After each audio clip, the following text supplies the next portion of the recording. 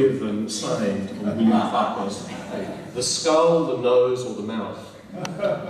I'm sure it's symbolically very significant. Yes, there is a thing. I just want to come back to what the High Commissioner said. Although it was, of course, officially named the English East India Company, in fact, it was completely run by Scots. I mean, you come to Penang and, we also have a Farquhar, a clansman, who, but, we have Scott Road, McAllister, the Scots got everywhere. In fact, a historian who tutored me, Hugh Trevor Roper, actually had terrible Scotophobia. So he used to rant and rave about the Scots and Empire. So you're just the latest in a long, long line, sir. Finally, we come, I guess, to the heart of the matter.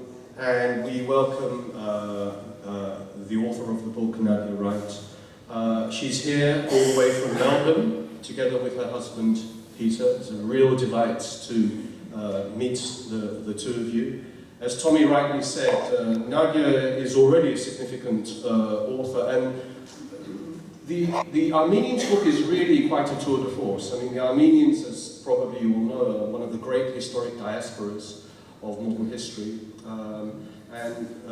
Nadia, although the book came out perhaps 15 years ago now or so, but she still maintains, through online discussions and so on, ways of revising and updating and refining the analysis and the empirical record of the Armenians of Malaysia and Singapore, and in fact of Southeast Asia.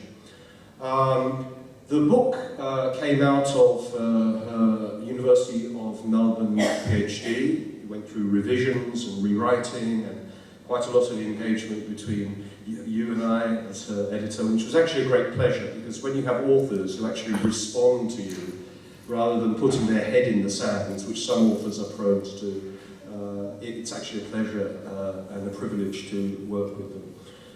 There's a line right at the very, very beginning of the book. In fact, it's the first line of the preface, which I think may be able to set up the rationale and the kind of ethos that lay behind the work of this book. And oddly enough, it's not actually Nadia's own words. She borrows from the words of the great French philosopher Maurice Halbwachs. And I'd just like to quote you that line by way of preface. "The historian's first task is to keep memory honest."